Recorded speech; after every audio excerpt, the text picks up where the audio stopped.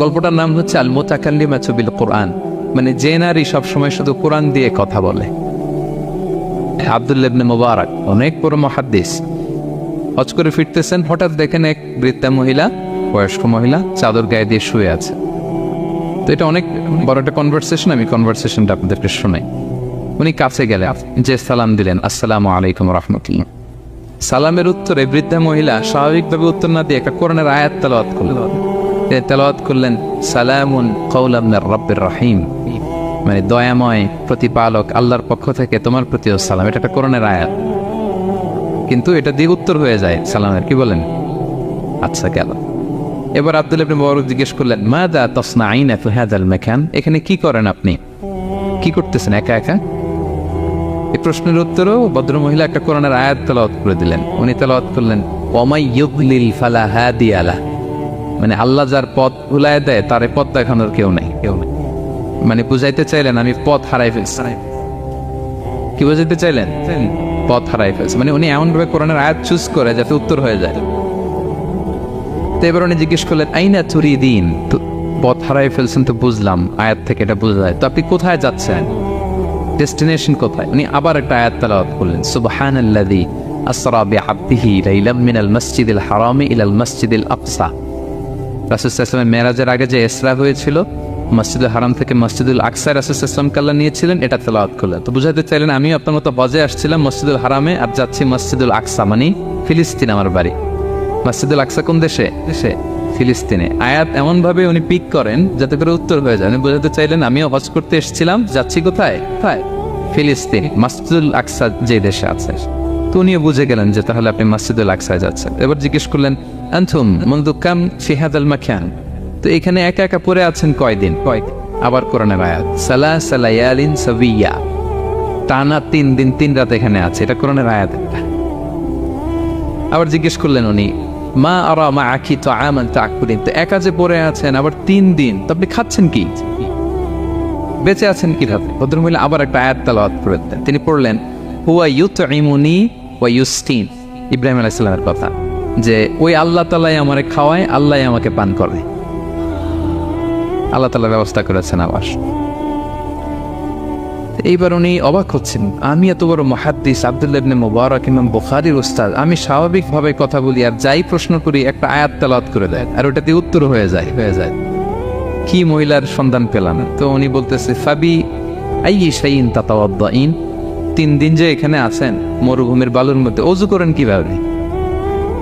উনি আবার একটা আয়াত তেলাওয়াত করলেন, ফাইন লাম তাজিদু মাআন ফাতায়াম্মামু সাঈদান তাইয়্যিবা, আল্লাহ আয়াতে বলেছেন যদি তোমরা পানি না পাও পবিত্র মাটি দিয়ে তায়াম্মুম করে নিও।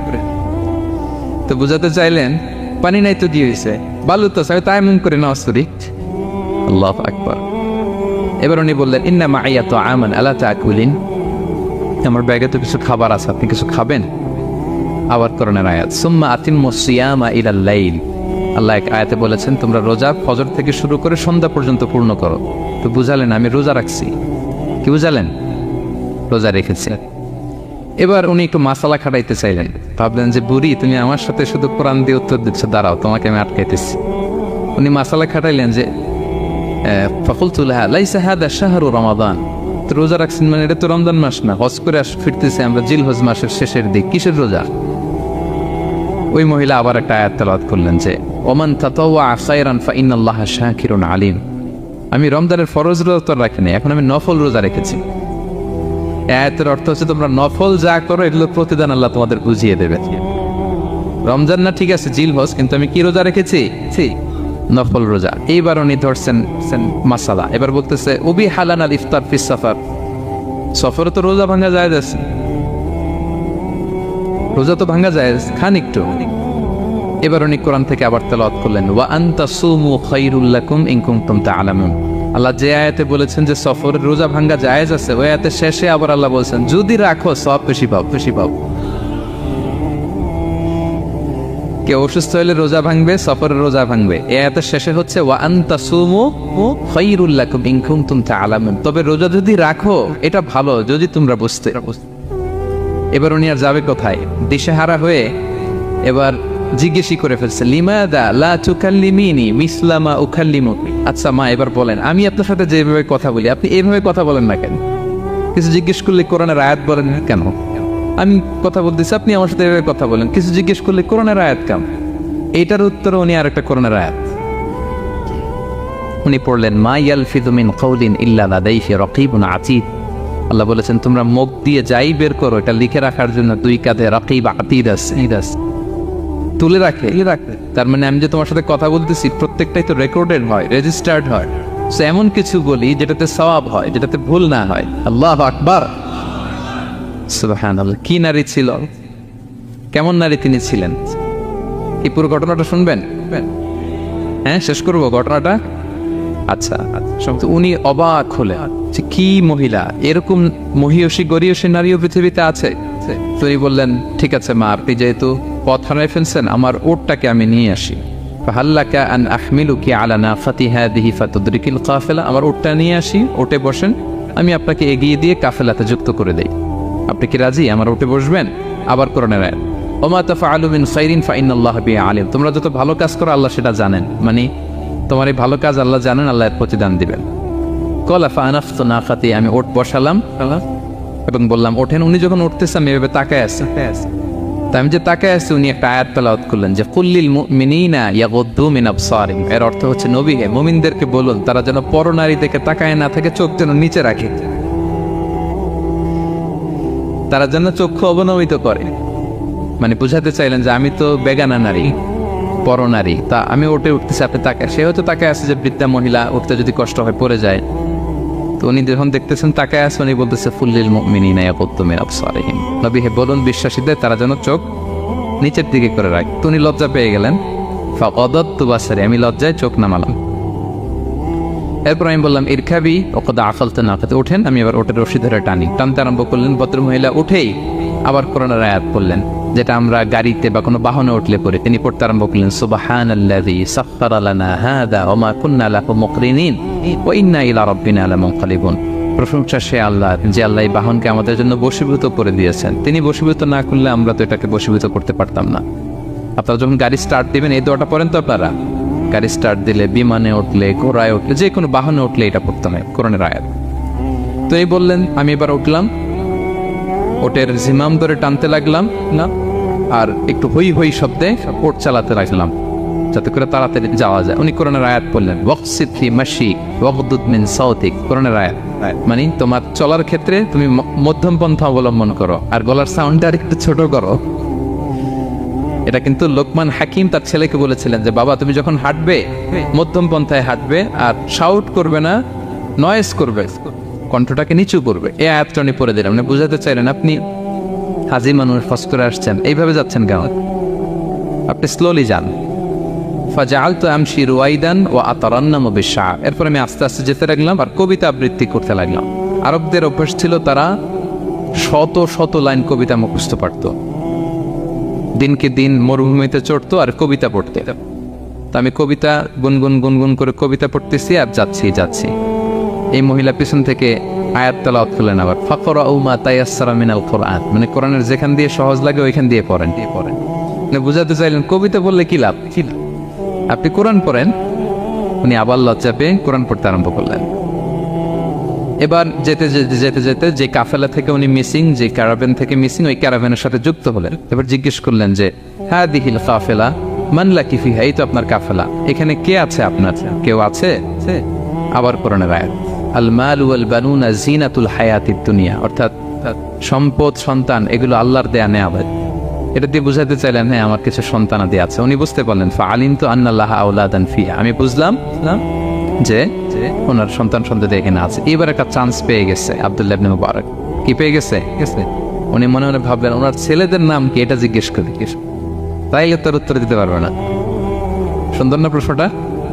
এবার উনি বলতেছে, ফাকুলতু লাহা মা আসমাউ আওলাদি, মা এবার একটু বলেন তো আপনার ছেলেগুলার নাম কি? কি জিজ্ঞেস করলেন? এটা তো আর নান্টু বল্টু সল্টু তো আর কোরআনে পাওয়া যায় না। আমরা নাম রাখি কি? সল্টু বল্টু কোরআনে আছে? নাই। তো উনি এবার চান্স নিলেন, এবার জিজ্ঞেস করি আপনার ছেলের নাম কি? এইবার আর উত্তর থাকবে না, অনেকক্ষণ আমার সাথে এক করছেন। তো জিজ্ঞেস করতেছে লাহা ওয়ামা আসমাউ আওলাদিক, আপনার ছেলেদের নাম কি একটু বলেন তো। এই প্রশ্নের উত্তরে উনি 3টা আয়াত তেলাওয়াত করতেন। এতক্ষণ তো একটা, এখন কয়টা? এখন 3 নম্বর গিয়ারে চালাইতেছে। উনি প্রথম আয়াত তেলাওয়াত করলেন ওয়াত্তাখাযাল্লাহু ইব্রাহিমা খলিলা, এরপরে বললেন ওয়াকাল্লামাল্লাহু মূসা তাকলিমা, সবশেষে বললেন ইয়া ইয়াহইয়া খুযিল কিতাবা বিকুওয়া। আল্লাহু আকবার।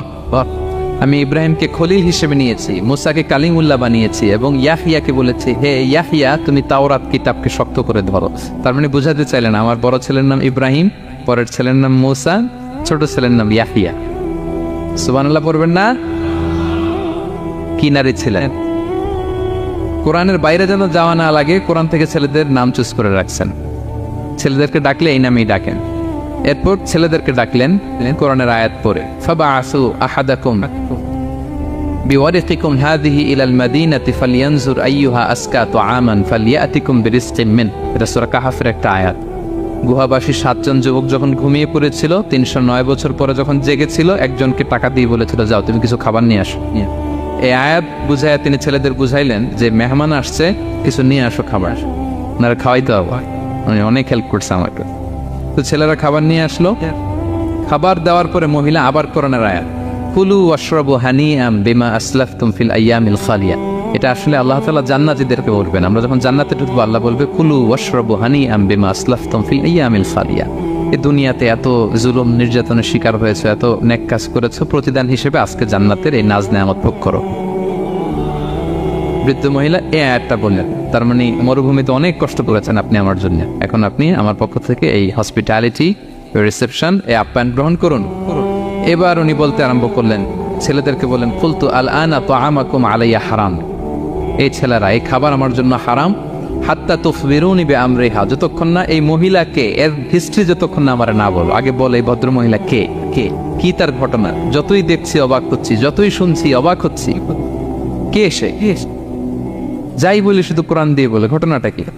এবার ছেলেরা বলল ফাকুলু হাযিহি উম্মুনা, ইনি আমাদের মা। লাহা আরবাউনা সানা, ওনার বয়স 40 বছর। লাম তাতাকাল্লাম ইল্লা বিল কুরআন, জীবনে কোনোদিন কোরআন ছাড়া মুখ দিয়ে অন্য কোনো কথা বলে নাই। মাখাফাতান তাজিল্লা ফায়াসখাতা আলাইহা রহমান, এই ভয়ে যে কোন কথায় আল্লাহ আবার নারাজ হয়ে যায়, আমার কোন কথায় আবার কোন ভুল হয়ে যায়, আমার কোন কথায় আবার রহমান আমার উপর নারাজ হয়ে যায়। এজন্য আমরা আমাদের জন্মের পরে জীবনে আমার মাকে কোরআন ছাড়া কোনো কথা বলতে শুনিনি। অবাক হলেন আব্দুল্লাহ ইবনে মুবারক, ইমাম বুখারীর উস্তাদ। উনি খাবার হাতে নিয়ে এবার বললেন যে উনি তো অনেক আয়াত বললো, এবার আমি একটা আয়াত পড়ি। খাবারটা নিয়ে উনি পড়তে আরম্ভ করলেন। ফাকুলতু, উনি বললেন, আমি বললাম যালিকা ফাদলুল্লাহি ইউতিহি মাইয়াশা, এটা আল্লাহর বিশেষ অনুগ্রহ, ফজল। এটা আল্লাহ সবাইরে দেয়, যাকে চায় তাকে দেয়। সুবহানাল্লাহ পড়ে। এটা আল্লাহর বিশেষ অনুগ্রহ, তিনি সবাইকে দান করেন না, যাকে চান তাকে দেন। তোমাদের মা অনেক মহিয়সী গরিয়সী একজন মাতা তোমরা পেয়েছ। আল্লাহ তাআলা বলছেন ইন্না নাহনু নাযালনা যিকরা ওয়া ইন্না লাহু লাহাফিযুন, নিশ্চয় আমি এই জিকিরকে মানে কোরআনকে নাজিল করেছি, আমি এই কোরআনকে সংরক্ষণ করব।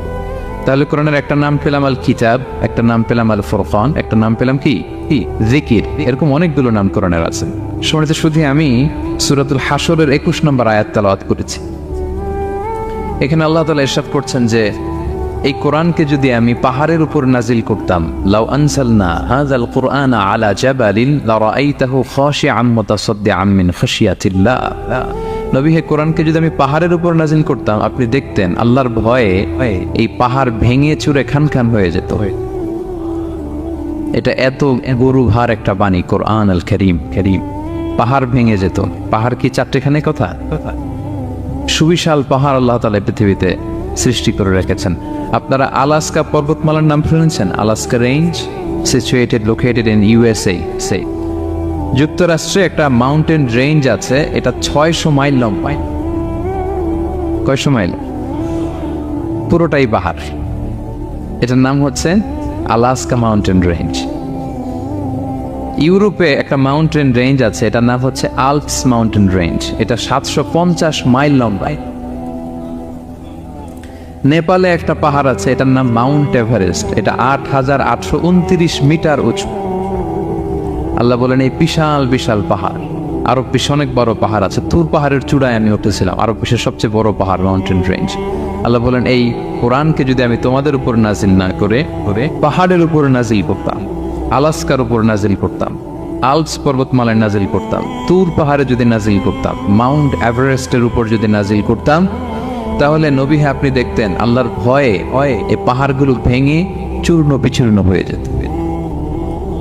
কিন্তু সেই কোরআন আল্লাহ কাদের উপর নাজিল করেছেন? আমাদের উপর। সো হিউজ রেসপন্সিবিলিটি, অনেক বড় দায়িত্ব। এই কোরআনকে আমরা বুঝি কিনা, কোরআনকে মানি কিনা, কোরআনের আইন সমাজে চাই কিনা, this is the burning question. নিজেকে নিজে প্রশ্ন করুন যে কোরআনের যে হকগুলো আছে আমরা আদায় করছি কিনা। এটা যেন তেন কোনো বাণী নয়, এটা আল্লাহ তাআলার পাঠানো বাণী, অনেক ভারী অনেক ওজনওয়ালা বাণী। আল্লাহ তাআলা বলছেন ইন্না সানুলকি আলাইকা কওলান সাকিলা, নবী হে আপনার কাছে আমি অনেক ভারী হেভি ওয়েট ওয়ার্ড নাজিল করব। এটা অনেক ওজনের, এটা সিম্পল কোনো বিষয় নয়। এই কোরআন যখন রাসূল সাল্লাল্লাহু আলাইহি ওয়াসাল্লামের উপর নাজিল হতো, প্রচন্ড শীতের রাতে বিষ্ণু সাল্লাল্লাহু আলাইহি ওয়াসাল্লাম ঘামতেন। আম্মা জান আয়েশা বলেন আমরা কম্বল মুড়ি দিয়েও থাকতে পারি না, এত শীত, কিন্তু বিশ্বনবী ঘেমে ঘর্মাক্ত হয়ে একাকার। ওটের উপর বসে থাকা অবস্থা যখন কোরআন নাজিল হতো, ওটগুলো মরুভূমির মধ্যে বসে পড়তো ডিরেক্টলি। কাফেলা চলছে সাইয়েদনা জিবরাইল এসে কোরআন নাজিল করেছেন, কোরআনের ভারে ধপাস করে উট বসে যেত। যায়েদ ইবনে সাবিত রাদিয়াল্লাহু তাআলা আনহু কাতিবুল ওয়াহি, রাসূল সাল্লাল্লাহু আলাইহি ওয়াসাল্লামের সাহাবী। রাসূল সাল্লাল্লাহু আলাইহি ওয়াসাল্লাম একবার যায়েদ রাদিয়াল্লাহু তাআলা আনহুর পায়ের মধ্যে মাথা রেখে শুয়েছিলেন, দীর্ঘক্ষণ শুয়ে থাকলেন। যায়েদ রাদিয়াল্লাহু তাআলা আনহু বলছেন আমার কোনো কষ্টই হচ্ছে না। হঠাৎ করে কোরআন নাজিল হতে লাগলো। কি নাজিল হতে লাগলো? কোরআন। যায়েদ রাদিয়াল্লাহু তাআলা আনহু বলেন দীর্ঘক্ষণ রাসূল সাল্লাল্লাহু আলাইহি ওয়াসাল্লাম আমার পায়ের উপর মাথা রেখে শুয়ে আছেন, কিন্তু আমি টেরই পাচ্ছি না। কিন্তু যখন কোরআন নাজিল হতে লাগলো মনে হলো যে আমার পাটা ভেঙে খান হয়ে যাবে। রাসূল সাল্লাল্লাহু আলাইহি ওয়াসাল্লামের মাথার ওজন এত বেড়ে গেল, আমি আর রাসূল সাল্লাল্লাহু আলাইহি ওয়াসাল্লামকে রাখতেই পারছি না আমার পায়ের উপর। ইন্না সানুলকি আলাইকা কওলান সাকিলা, নবী হে আমি অনেক ভারী হেভি ওয়েট ওয়ার্ডের কোরআন আপনার কাছে নাজিল করব। সো কোরআনটা এটা অনেক সম্মানিত একটা বাণী, আল্লাহ তাআলার বাণী, অনেক ভারী একটা বাণী। এটা পাহাড় সইতে পারে না, পাহাড় ভেঙে চূর্ণ বিচূর্ণ হয়ে যেত, সে কোরআনকে আল্লাহ তাআলা আমাদের উপর নাজিল করেছেন। সো আমাদের হিউজ রেসপন্সিবিলিটি, অনেক বড় দায়িত্ব যে এই কোরআনকে মেনে চলা, কোরআন পড়তে জানা, কোরআনের অর্থ বোঝা এবং কোরআনের নীতিমালাগুলো আমাদের সমাজে বাস্তবায়ন করা। তো আমরা বলেছি যে আমরা কোরআন দিয়ে আজকে কোরআনের পরিচয় নিব। কোরআনকে জিজ্ঞেস করবো যে কোরআন তুমি তোমার পরিচয় দাও। আমরা কিছু প্রশ্ন করবো, দেখবেন কোরআন অবলীলায় উত্তর দিয়ে দিচ্ছে। আমরা যদি কোরআনকে জিজ্ঞেস করি যে কোরআন তুমি যে পৃথিবীতে এসেছো তোমার হিস্ট্রিটা বলো, কবে আসলা, কবে নাজিল হয়েছ? কোরআন বলবে শাহরু রমাদান আল্লাযী উনজিলা ফীহিল কুরআন, আমি রমাদান মাসে এসেছি, যেন তেন মাসে আসে। কোরআনকে যদি আমরা প্রশ্ন করি যে কোরআন রমাদান তো 29 দিন বা 30 দিন, তো এই 30 দিনের বা 30 রাতের কোন দিন বা কোন রাতে এসেছ? কোরআন বলবে ইন্না আনজালনাহু ফি লাইলাতুল কদর, আমি কদরের রাতে এসেছি। সুবহানাল্লাহ বিহামদি। ওমা আদরাকা মা লাইলাতুল কদর, কে তোমাকে জানাবে কদর কি? লাইলাতুল কদরি খায়রুম মিন আলফি শাহর, কদরের রাত 1000 মাসের চেয়েও সেরা। রাসূল সাল্লাল্লাহু আলাইহি ওয়াসাল্লাম আফসোস করতেছেন, আল্লাহ বনি ইসরাইলের লোকেরা হায়াত পাইছে 1000 বছর 1500 বছর, এত ইবাদত করছে, আমার গুনাহগার উম্মতের কি হবে? আমার গুনাহগার উম্মত তো 60-70 মধ্যে মরে শেষ। আমার উম্মতি মা বাইনা 60 ইলা 70, আমাদের গড় বয়স কত? 60 থেকে 70। আল্লাহ বলেন চিন্তা করো না, লাইলাতুল কদরি খায়রুম মিন আলফি শাহর, তোমার গুনাহগার উম্মতের জন্য আমি কদরের রাত দিয়েছি, 1000 মাসের চেয়ে সেরা। তাহলে কোরআনের হিস্ট্রি আমরা জেনে গেলাম। রমাদানে আসছে, রমাদানের কোন রাতে আসছে? এখন যদি জিজ্ঞেস করি তুমি কি একা একা আসছো না কেউ নিয়ে আসছে তোমার, এবার কি উত্তর পাওয়া যাবে? এই প্রশ্নের উত্তরে কোরআন আমাদেরকে জানায় যে আমি একা আসিনি। নাযালা বিহির রূহুল আমিন। রূহুল আমিন হচ্ছে জিবরাইল আলাইহিস সালামের একটা নাম, বিশ্বস্ত আত্মা। রূহুল আমিনের সাথে আমি এসেছি, সবচাইতে বিশ্বস্ত, যেহেতু এটা আল্লাহর বাণী। এটা আসার সময় যদি অন্যের কথা ঢুকায় দেয় তাহলে ভেজাল আছে না নাই? আমিন, বিশ্বস্ততার সাথে যে পৌঁছে দিবে, বাণী বাহকের কাজ করবে, এরকম সবচাইতে বিশ্বস্ত ফেরেশতা জিবরাইলকে দিয়া আমি পাঠিয়েছি। তাহলে কোরআন একা আসে, সবচাইতে শক্তিশালী ফেরেশতা।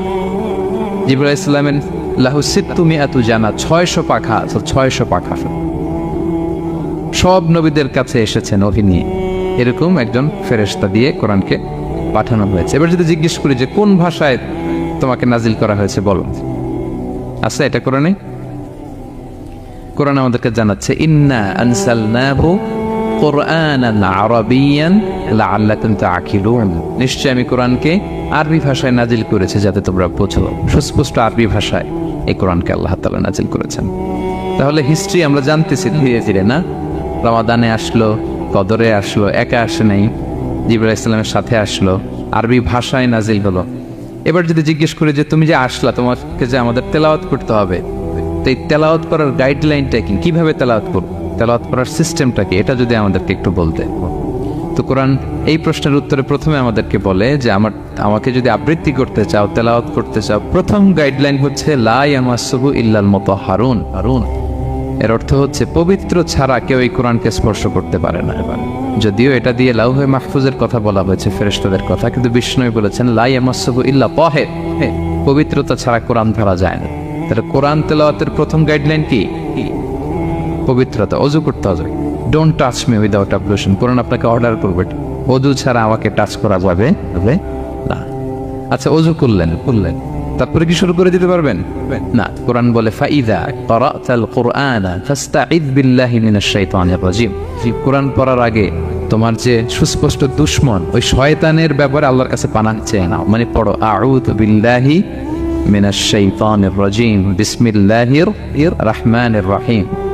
তাহলে ওযু করলেন, আউযু বিল্লাহ বললেন, বিসমিল্লাহ বললেন। এবার কি করতে হবে? এবার কোরআন বলছে যেমন মনে চায় তেমন পড়া যাবে না। তুমি গানের সুরে, ব্যান্ডের সুরে, হিপ হপ সুরে কোরআন পড়বা, এটা আল্লাহ কবুল করবে না। কোরআন বলছে ওয়ারাত্তিলিল কুরআনা তারতিলা, তারতিলের সাথে কোরআন পড়তে হবে, ধীর স্থির ভাবে কোরআন পড়তে হবে। তারতিল, আপনারা যারা কোরআন পড়বেন তারতিলের সাথে পড়বেন। What is তারতিল? আনাস রাদিয়াল্লাহু তাআলা আনহুকে জিজ্ঞেস করা হয়েছিল তারতিল কি, নবী কিভাবে তেলাওয়াত করতেন। তিনি বলেছিলেন ইয়ামুদ্দু বিহা সাওতাহু মাদ্দান, বিষ্ণু ইসলাম প্রতিটি আয়াত টেনে টেনে পড়তেন। কিভাবে? টেনে টেনে পড়তেন। আবার বিষ্ণু ইসলামের স্ত্রী উম্মে সালামা রাদিয়াল্লাহু তাআলা আনহা তিনি বলতেন ইয়াকাত্তিউ কিরাআতাহু আয়াতান আয়াতান, বিষ্ণু ইসলাম প্রতিটি আয়াত শেষে থামতেন, এক আয়াত পড়ে থেমে আরেক আয়াত, আবার থেমে আরেক আয়াত। আলহামদুলিল্লাহি রাব্বিল আলামিন আর রহমানির রহিম মালিকি ইয়াউমিদ্দিন। দেখেন টেনে টেনেও পড়লাম, আবার প্রতিটা আয়াত শেষে থামলাম। This is তারতিল। ওয়ারাত্তিলিল কুরআনা তারতিলা, এভাবে টেনে টেনে প্রতি আয়াত শেষে থেমে থেমে পড়ার নাম তারতিল। এভাবে পড়তে হবে। তো পড়ার গাইডলাইন কি বললাম? প্রথমে কি করতে হবে? ওযু করতে হবে, পবিত্রতা। এরপরে আউযু বিল্লাহ বিসমিল্লাহ পড়তে হবে। এরপরে কিভাবে পড়তে হবে? তারতিলের সাথে। কথা কি বুঝতে পারতেছেন সবাই? বিরক্ত হচ্ছেন না তো আপনারা? আচ্ছা, মুভিং অন। এরপর যদি বলি যে ঠিক আছে ওযু করলাম, আউযু বিল্লাহ বিসমিল্লাহ বললাম, তারতিলের সাথে পড়বো, তো কোত্থেকে পড়বো? সূরা তো 114টা, পারা তো 30টা। কোন দিক থেকে? শুরু থেকে না মিডল থেকে না শেষ থেকে? দেখেন কোরআন কি বলে। কোরআন বলে ফাকরাউ মা তায়াসসারা মিনাল কুরআন, যেখান থেকে সহজ লাগে ওইখান থেকে পড়ো। যেখান থেকে, এই যে আমরা একটু পরে মাগরিবের সালাত পড়বো, কোনো ধরাবাঁধা এরকম গাইডলাইন আছে যে এই সূরাটাই পড়তে হবে? সূরা আর রহমান দিয়ে না পড়লে মাগরিব হবে না, বা সূরা জিলজাল দিয়ে না পড়লে মাগরিব আদায় হবে না, এরকম আছে? ফাকরাউ মা তায়াসসারা মিনাল কুরআন, যেখান দিয়ে তোমার সহজ লাগে ওইখান দিয়ে পড়ো। শুধু বড় এক আয়াত বা ছোট 3 আয়াত এই পরিমাণ হলেই হবে, যেখান থেকে মনে চায়, যে কোনো পারা, যে কোনো সূরা। আলহামদুলিল্লাহ বলে। বিশেষ করে ফজরের নামাজে বিষ্ণু ইসলাম লম্বা কেরাত পড়তেন, কারণ ফজরের কোরআন তেলাওয়াতটাতে স্পেশালি সাক্ষী রাখা হয়। আল্লাহ তাআলা বলছেন আকিমিস সালাতা লিদুলুকিশ শামসি ইলা ওয়াসাকিল লাইলি ওয়া কুরআনাল ফাজর ইন্না কুরআনাল ফাজরি কানা মাশহুদা। সূর্য যখন ডুবে তখন থেকে রাত পর্যন্ত সালাত কায়েম করো, বিশেষ করে ফজরের সালাত। এ সময় ফেরেশতারা আসে, এটা সাক্ষী থেকে যায়। আমরা ফজরের সময় যেন লম্বা চূড়া তেলাওয়াত করি, ফজরের 2 রাকাতে আমরা লম্বা তেলাওয়াত করি।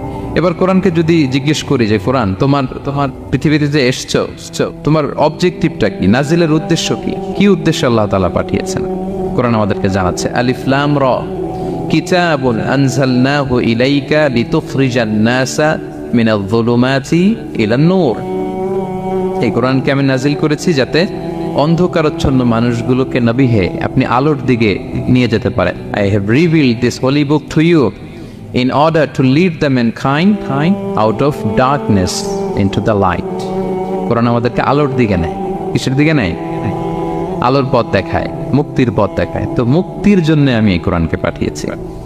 এবং কোরআন পাঠিয়ে আল্লাহ তাআলা গোটা বিশ্ববাসীকে চ্যালেঞ্জ করেছেন যে পারলে এরকম আরেকটা কোরআন বের করে আনে, লিখে আনে। পারবে নাকি গোটা বিশ্বের সবাই মিলে? আমরা যখন বই লিখি, বইয়ের ভূমিকাতে লিখি যে মানবিক দুর্বলতার কারণে বা আমার জ্ঞানের কমতির কারণে কিছু ভুল হতে পারে বা টাইপো মিস্টেক হতে পারে। কেউ যদি আমাদের ভুলগুলো ধরিয়ে দেন আমরা শুদ্ধ করে নিব। প্রত্যেক লেখক লেখে যে আমার 3টা বই বেরোয়েছে, আমি এটা লিখছি শেষে, যে কিছু টাইপো মিস্টেক হতে পারে বা আমার ভুল হতে পারে, জানালে আমি পরবর্তী সংস্করণে কি করব? শুধরে নিব। কিন্তু কোরআন ব্যতিক্রম। সব লেখক বলে ভুল থাকলে বইলাম, কোরআন বলে পারলে ভুল খুঁজে বের করো।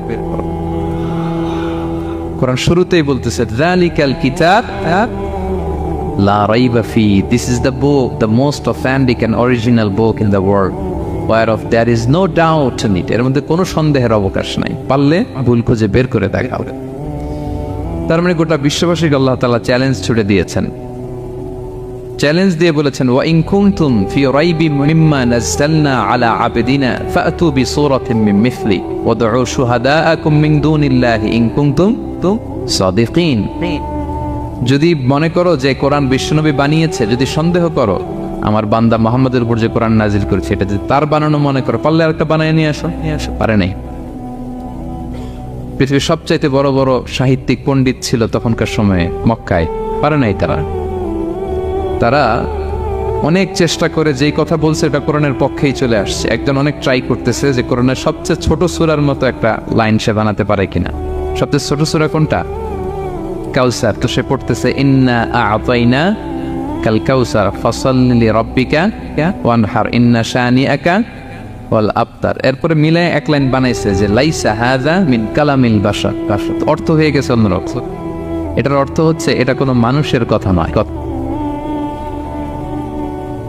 ইন্না আ'তাইনা কাল কাউসার ফাসাল্লি লিরাব্বিকা ওয়ানহার ইন্না শানিআকা ওয়াল আবতার। সে মিলায় বানাইছে এক লাইন, সেটা হচ্ছে লাইসা হাযা মিন কালামিল বাশার। এটা কোনো বাশার, মানুষের লেখা হতে পারে না। আল্লাহু আকবার। তো আল্লাহ তাআলা চ্যালেঞ্জ দিয়ে বলেছেন শুধু তোমরা না, পারলে জিনদের সাথে একটা কনফারেন্স করো। কুল লা ইন ইজতামাআতিল ইনসু ওয়াল জিন্নু আলা আইয়াতু বিমিসলি হাযাল কুরআন লা ইয়াতুনা বিমিসলিহি ওয়ালাউ কানা বা'দুকুম লিবা'দিন যাহিরা। আল্লাহ বলতেছে চ্যালেঞ্জ, গোটা বিশ্ববাসীর জন্য চ্যালেঞ্জ। শুধু তোমরা না, জিনদেরকেও ডাকো একটা কনফারেন্সে। কারণ দুইটা, ম্যানকাইন্ড আর জিনকাইন্ড। শুধু মানুষকে না, আমি জিনকেও চ্যালেঞ্জ দিলাম, সবাই মিলে যদি পারো কোরআনের মতো একটা বই নিয়ে আসবে। পারবে? পারবে না। গোটা বিশ্ববাসী এই চ্যালেঞ্জের কাছে হার মেনেছে। এবং আল্লাহ বলেছেন এটা আমি নাজিল করেছি, এটা হেফাজতের দায়িত্ব আমি নিয়েছি। ইন্না নাহনু নাযালনা যিকরা ওয়া ইন্না লাহু লাহাফিজুন। এই কোরআনকে নাজিল করেছে কে? আবার এটা হেফাজতের দায়িত্ব নিয়েছে কে? আল্লাহ তাআলা নিয়েছে। কোরআনের সবগুলো প্রিন্টেড কপি যদি আমরা আগুন দিয়ে জ্বালায় দেই তাহলে তো আর কোরআন থাকবে না পৃথিবীতে, না? হ্যাঁ, আমরা আমাদের তাকরিম সালেহ আহমদ তাকরিমের মতো 10 জন ওয়ার্ল্ড ক্লাসের হাফেজদের বসাইলেই উইদিন 3 days আমি আরেকটা কপি বানিয়ে ফেলতে পারবো। কি বলেন, পারা যাবে না? গোটা বিশ্বে আমাদের যে হাফাজ, এদের মধ্যে ওয়ার্ল্ড ক্লাস যে হাফেজ, এরকম 10 জন লাগবে শুধু। আবার গিভ মি জাস্ট 3 days, আমরা আরেকটা কোরআন বের করে ফেলতে পারবো। কারণ আমরা শুধু কোরআন লিখে রাখি না, এই সিনার ভিতরে খোদাই করে রাখি, ঠিক কি না? এবং হাফেজে কোরআনের সংখ্যা পৃথিবীতে বাড়ছে। পৃথিবীতে কোন দেশে সবচেয়ে বেশি হাফেজ জানেন আপনারা? না, বাংলাদেশে না। ইজিপ্ট র্যাঙ্কিং এ আছে, কিন্তু সবচেয়ে বেশি হাফেজ হচ্ছে লিবিয়াতে। লিবিয়াতে প্রত্যেক 3 জনে একজন হাফেজ। মোট জনসংখ্যা 70 লাখ, হাফেজ আছে 23 লাখ। র্যাঙ্কিং এ সেকেন্ড হচ্ছে আল মাগরিব, আরবিতে বলে মাগরিব মানে মরক্কো, ওদের হাফেজের সংখ্যা 16 লাখ। থার্ড হচ্ছে ইজিপ্ট, মোর দেন 1 মিলিয়ন। ফোর্থ হচ্ছে সৌদি আরবিয়া, ফিফথ হচ্ছে জর্ডান। কোটি কোটি হাফেজ আছে আমাদের গোটা বিশ্বে, আমাদের সবগুলো কোরআনের প্রিন্টেড কপি জ্বালিয়ে দিলেও কোরআন আবার নিয়ে আসতে আমাদের কয়েকদিনের ব্যাপার। আলহামদুলিল্লাহ বলবেন না? এই কোরআনের ভেতরে আল্লাহ তাআলা শিফা রেখেছেন রহমত। আল্লাহ বলেন, অনুনাজ্জিলু মিনাল কুরআনি মা হুয়া শিফাউন ওয়া রাহমাতুল লিল মুমিনিন ওয়া লা ইয়াজিদুয যালিমিনা ইল্লা খাসারা। আমি এই কোরআনের ভিতরে শিফা রেখে দিয়েছি, রহমত রেখে দিয়েছি। সূরাতুল ফাতিহাকে বলা হয় সূরাতুশ শিফা। অসুস্থ ব্যক্তির গায়ে আপনি ফু দিতে দেরি, সুস্থ হতে দেরি হয় না না, কিন্তু ওই ঈমানটা থাকতে হবে। ওই ঈমান নিয়ে, ওই আমল নিয়ে যদি আপনি রিসাইট করে ফু দেন, আল্লাহ তাআলা সুস্থ করে দেবেন। এবং এই কোরআন আপনাকে বিপদ থেকে উদ্ধার করতে পারে, কারণ কোরআন আল্লাহর সিফাত, এটা আল্লাহর একটা সিফাত। এটা পরে আপনি আল্লাহর কাছে দোয়া করলে আপনাকে বিপদ থেকে উদ্ধার করবে। আল্লাহ তাআলা বলছেন, ওয়া ইযা ক্বারা'তাল কুরআনা জাআলনা বাইনাকা ওয়া বাইনাল্লাযীনা লা ইউমিনুনা বিল আখিরাতি হিজাবাম মাসতুরা। নবী হে, আপনি যখন কোরআন তেলাওয়াত করেন তখন আপনার আর কাফেরদের মাঝে আমি পর্দা ঢেলে দেই। পর্দা, কাফেররা আপনারা দেখে না। সুবহানাল্লাহ। সূরা লাহাব যখন নাজিল হলো, তাব্বাত ইয়াদা আবি লাহাবি ওয়া তাব, ধ্বংস হোক নিপাত যাক আবু লাহাবের দুই হাত। আবু লাহাব কে ছিল বলেন তো? বিশ্বনবীর চাচা। তো আয়াত যখন নাজিল হলো, চাচার বদনাম যখন আয়াতে আসলো, চাচি উম্মে জামিল খুব রেগে গেল। সে যখন নমুসলিমদের কাছে শুনতে আরম্ভ করলো, কি আমার স্বামীর ব্যাপারে কটূক্তি, আজকে মুহাম্মদের খবর আছে। আতাইনা ওয়া আবাইনা ওয়া আমরাহু কালাইনা, আজকে মুহাম্মদের একদিন আর আমার একদিন, একটা স্পরস্পর করে যাবো। রেগে মেগে, খুব জাত্রের মহিলা ছিলেন। আসতেছে তো বিষ্ণু ইসলাম কাবা ঘরের পাশে আবু বকর রাদিয়াল্লাহু তাআলা আনহুকে নিয়ে বসা। তো আবু বকর রাদিয়াল্লাহু তাআলা আনহু এই দৃশ্য দেখে বললেন, ইয়া রাসূলুল্লাহ, আপনি এখান থেকে চলে যান। উম্মে জামিল এসে আক্রমণ করবে আপনার উপর। আল্লাহ রাসূল বললেন, আবু বকর তুমি ভয় পেও না, আমি জাস্ট একটু কোরআন তেলাওয়াত করবো, এরপরে কি হয় দেখো। বিষ্ণু ইসলাম কোরআন তেলাওয়াত করতে লাগলেন। আর রেগে মেগে আগুন হয়ে উম্মে জামিল আসছে, এসে আবু বকরকে বলতেছে, এই আবু বকর, তোমার বন্ধু মুহাম্মদ কোথায় বলো। পাশেই কিন্তু বিশ্বনবী বসা, কিন্তু সে চোখে দেখে না। সুবহানাল্লাহি ওয়া বিহামদিহি জাআলনা বাইনাকা ওয়া বাইনাল্লাযীনা লা ইউমিনুনা বিল আখিরাতি হিজাবাম মাসতুরা। নবী, আপনি যখন কোরআন পড়েন, কাফেরদের আর আপনার মাঝে আমি কি এঁটে দেই? পর্দা এঁটে দেই, ওরা দেখে না। আপনি বিপদে পড়ছেন, আপনি কোরআন পড়েন, আপনার শত্রু আপনাকে দেখবে না। হিজরতের রাতে বিষ্ণু ইসলাম আবু বকর রাদিয়াল্লাহু তাআলা আনহুকে নিয়ে গারে সাউরে আশ্রয় নিলেন। মক্কার কুরাইশরা খুঁজতে আবু বকর রাদিয়াল্লাহু তাআলা আনহু তো ভয়ে তটস্থ যে কি না কি হয়ে যায়। আবু বকর রাদিয়াল্লাহু তাআলা আনহু বললেন যে আমি অবাক, আমার পাশ দিয়ে হেঁটে যায় ওরা, কিন্তু আমাদেরকে দেখে না। ইমাম আল কুরতুবী, তিনি মনসুর দুর্গে বন্দী ছিলেন, জালিমের বন্দিশালায়। উনি জেলখানা ভেঙে পালাতে সৈনিকরা টের পেয়ে গেল, খুঁজতেছে ওনাকে।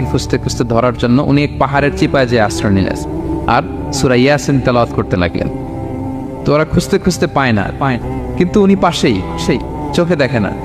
তো উনি বললেন যে হঠাৎ এক সৈনিক সে ইউরিন পাস করতে লাগলো দাঁড়িয়ে, মানে প্রস্রাব করতে লাগলো। তার প্রস্রাবের ছিটে ফোঁটা আমার গায়েও লাগতেছে, কিন্তু সে আমারে দেখেন। সুবহানাল্লাহ পড়বেন না? জাআলনা বাইনাকা ওয়া বাইনাল্লাযীনা লা ইউমিনুনা বিল আখিরাতি হিজাবাম মাসতুরা। নবী হে, যখন কোরআন পড়বেন আপনার আর কাফেরের মাঝে আমি কি এঁটে দেই? পর্দা এঁটে দেই। আমি নিজেও এটার অনেক প্রমাণ পেয়েছি। আমি বাংলাদেশের একটা জেলা, চাঁদপুরের এদিকে একটা এলাকায় আমার একটা তাফসীর প্রোগ্রাম ছিল। তো একটা সময় আমি খুব প্রত্যন্ত অঞ্চলে যেতাম, রিমোট এরিয়ায়, বিল একটা গ্রাম। দাওয়াত করছে তো আমি চলে যেতাম। কোরআনের কথা আমার পৌঁছাইতে হবে সব জায়গায়। তো মাহফিল শেষে রাত 2টার দিকে আমরা ফিরতেছি, বিল কিছু গুচ্ছ গ্রাম। হঠাৎ একটা মোড়, ওই মোড়ের ওইখানে দেখি একটা গাছপালা আছে। এটার মানে হচ্ছে আশেপাশে ডাকাত আছে, ওখানে ডাকাতি এরকম হয় আর কি। বিল এরিয়াতে গাছ ফেলে রাখলেন, তো গাছ থাকলে তো আর কোনো সিএনজি প্রাইভেট কার কিছুই যাবে না। তাই বুঝতে পারলাম যে এটা তো ডাকাতের কাজ। আমি সূরা ইয়াসিন তেলাওয়াত শুরু করে দিলাম। বিপদে বলে সূরা ইয়াসিনের প্রথম 9 আয়াত, এই 9 আয়াত পড়তে আরম্ভ করলাম। ড্রাইভারকে বললাম একটু করে পেছ। তো টর্চ মারতেছে বিল থেকে, মানে ওরা তো ওখানে উৎপেতে আছে। আমি পড়তেছি, কিছুক্ষণ পরে ডাকাত নিজে এসে গাছ সরাই দিয়ে বলতেছে যান। মানে ও কি করবে ও নিজেও বুঝতেছে না। ও যে কি করবে, ও কি করতে হবে, ওটা মানে বুদ্ধিজ্ঞান সে হারাই ফেলেছে। সে শুধু গাছটা সরালো, বলতেছে যান। এই চলে গেলাম। এটা আমার নিজের প্রমাণ, হয়তো কোথাও বলি নাই, আজকে প্রসঙ্গক্রমে বলা হয়ে গেল। তো তো এরকম বিপদে পড়লে সূরা ইয়াসিনের প্রথম কয় আয়াত পড়বেন আপনারা, জাআলনা বাইনাকা ওয়া বাইনাল্লাযীনা লা ইউমিনুনা বিল আখিরাতি হিজাবাম মাসতুরা। আপনার আর আপনার শত্রুদের মাঝে কি হয়ে যাবে? পর্দা পড়ে যাবে, দেখবেই না আপনাকে। অনেক চেষ্টা করেছিল মক্কায় কুরাইশরা রাসূল সাল্লাল্লাহু আলাইহি ওয়াসাল্লামের এই কোরআনে বাধা দিতে, যাতে এই কোরআনের কথা শুনতে না পারে। কারণ যারাই বিশ্বনবীর কণ্ঠের তেলাওয়াত শুনতো এরাই মুগ্ধ হয়ে কালেমা পড়ে মুসলমান হয়ে যেত। তারা ডিস্টার্ব করতো কোরআনের মাহফিলে। وقال الذين كفروا لا تسمعوا لهذا القرآن والغوا فيه لعلكم تغلبون। তারা বলতো যে মুহাম্মদের কণ্ঠের কোরআন তোমরা শুনবে না, বরং ডিস্টার্ব করবে। কি করবে? তো আবু জাহেল যখন ঘোষণা দিল তখন বিশ্বনবী তেলাওয়াত করলে ওরা শীষ দিত, হুইসেল বাজাতো, মোকাআউ ওয়া তাসদিয়া, হুইসেল বাজাতো আর হাততালি দিত এরকম। তো হাততালি দিয়ে যাতে বিশ্বনবীর সাউন্ডটা অন্যরা না শুনে, বিশ্বনবীর চারদিকে ঘিরে হুইসেল মারতো আর হাততালি দিত, ডিস্টার্ব করতো যাতে না শোনে। কিন্তু এই কোরআনের বাণীটা কার? এই বাণীকে হুইসেল দিয়ে আটকানো যায়? হাততালি দিয়ে, র‍্যাপ দিয়ে, পুলিশ দিয়ে, কোনো বাধা দিয়ে আটকানো যাবে?